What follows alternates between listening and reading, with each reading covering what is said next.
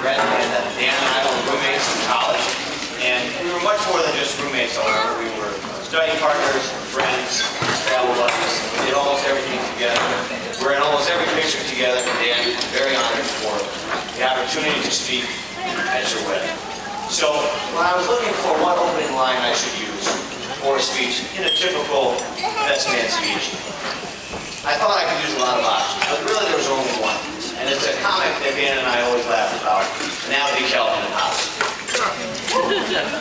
So, with true credit given to Calvin Hobbes, just want to restart this line. Calvin, you just can't turn on creativity like a faucet.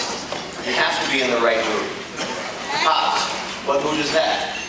Calvin, last minute panic. So, when I set out to write this speech, I thought, what am I really going to say about Dan?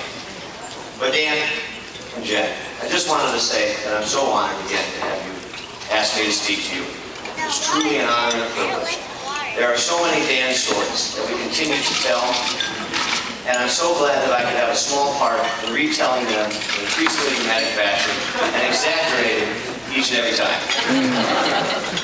And to Jen's true credit, she always wanted to hear more and more.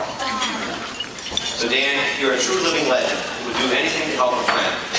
And in true Dan fashion, I would like to read a poem that my wife Rachel and I and our friends Dan and Chris wrote to you, the couple. Dan, I thought I'd warn you about being wed. Here's a hint. Learn to make the bed.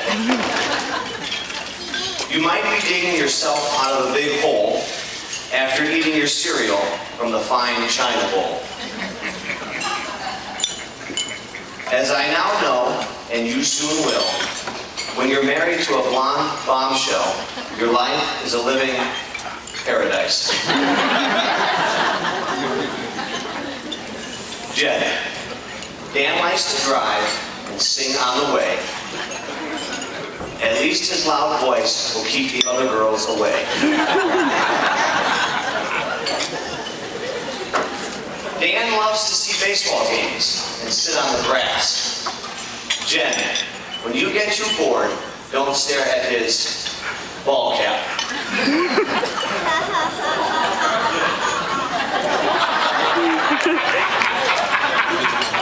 There's something you two should know.